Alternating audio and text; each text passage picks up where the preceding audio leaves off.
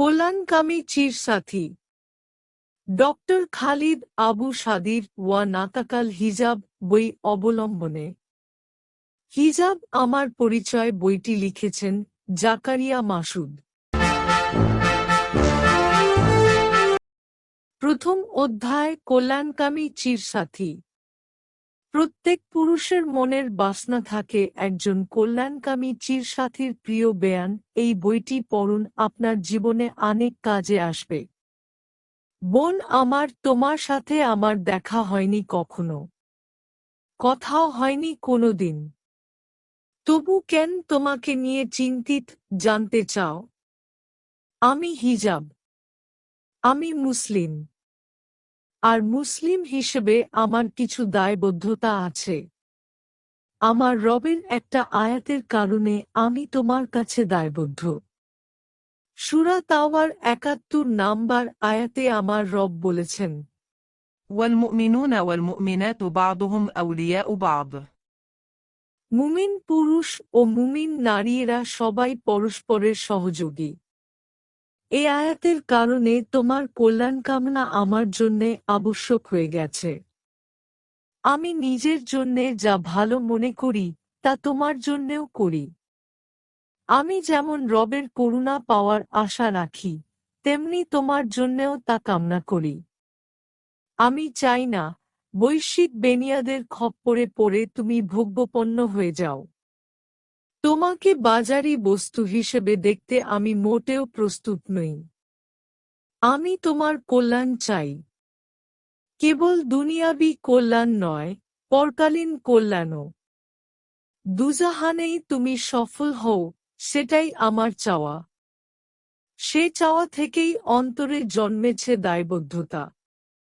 আর সে দায়বদ্ধতা থেকেই দুচার কথা বলছি তোমার জন্যে। হয়তো কথাগুলো অখাদ্য মনে হতে পারে, তবুও একটু শোনো কষ্ট করে। ঠকবে না আশা করি। প্রথমেই তোমাকে বিশেষভাবে অভিনন্দন জানাচ্ছি। না, তোমার সালাত সাওমের জন্যে না। তুমি যে ভালো ভালো রান্না করতে পারো, সে জন্যেও না। অভিনন্দন জানাচ্ছি তোমার আগ্রহের জন্যে। চরম জাহিলিয়াতের মধ্যে থেকেও তুমি যে হিজাব সম্পর্কে জানতে আগ্রহী হয়েছ, সেজন্যে সাধুবাদ পাওয়ার যোগ্য তুমি। এটা হিদায়াতের পথে বড়সড় একটা পদক্ষেপ। তুমি যে পথে যাত্রা শুরু করেছ, সে পথে আরও অগ্রসর হও। হিজাবের উদ্দেশ্য বুঝে বুঝে, এর উপকারিতাগুলো জেনে জেনে সামনের দিকে এগোবে, এটাই কাম্য। এতে করে তোমার যাত্রাটা আরও সচল হবে। দৃঢ় প্রত্যয় নিয়ে এগোতে পারবে সম্মুখপানে। বেলা শেষে পৌঁছে যাবে জান্নাতের অনাবিল ভুবনে। আজকালকার অধিকাংশ নারী হিজাবকে পোশাকের অংশ ভাবে না, একে চতুর্থ বিষয়ের মতো মনে করে। ওরা ভাবে হিজাব পরা ভালো, তবে না পরলেও অসুবিধে নেই। একদল তো আর একটু এগিয়ে গিয়ে বলে, মন যদি ফ্রেশ থাকে তবে পোশাকে কি আসে যায়। বেপর্দা মেয়েকে যদি জিজ্ঞাসা করা হয় কবে থেকে হিজাব পরা শুরু করবে, উত্তর দেয়, যখন হিজাব পরার মতো উপযুক্ত ঈমান হবে।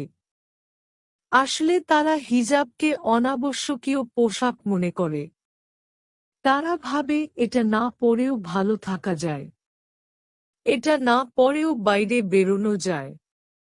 বিষয়টা সত্যিই দুঃখজনক।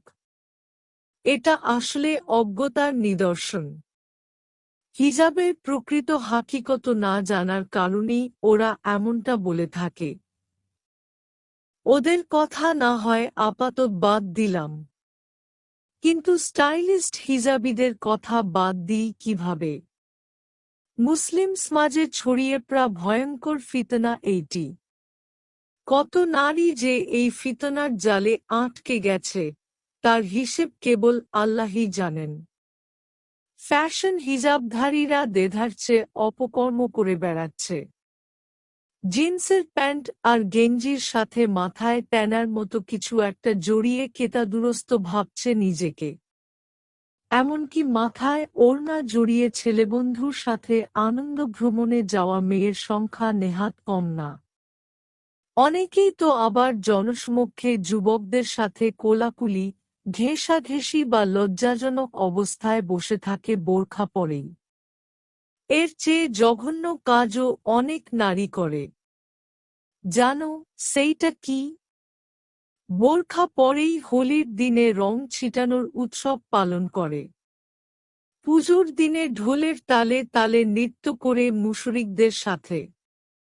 বিজয় দশমীর নৌকোয় চড়ে প্রতিমা বিসর্জন দেয়। কাফিরদের সাথে আপত্তিকর অবস্থায় সেলফি উঠায়। এর চেয়ে লজ্জাজনক কাজ আর কি হতে পারে? আচ্ছা, হিজাব কি নিতান্তই ফ্যাশন? ঈমান আকীদার সাথে হিজাবের কি কোনোই সম্পর্ক নেই? হিজাব কি মুসলিম উম্মাহর জন্যে অবশ্যপালনীয় বিধান না? আস্তে আস্তে এগুলোর উত্তর আমরা জানার চেষ্টা করব। তবে এর আগে জানব হিজাব বলতে মূলত কি বোঝায়। মাথা ঢাকার উপকরণের নামই কি হিজাব? নাকি হিজাবের বিধান অন্য কোনো কিছুকে নির্দেশ করে?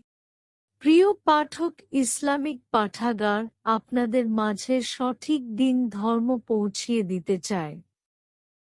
আমাদের উদ্ধৃতি 93 চ্যানেলটি সাবস্ক্রাইব করুন। ভিডিওটি ভালো লাগলে লাইক কমেন্ট করে আমাদের উৎসাহিত করুন। জাযাকাল্লাহ খাইরান।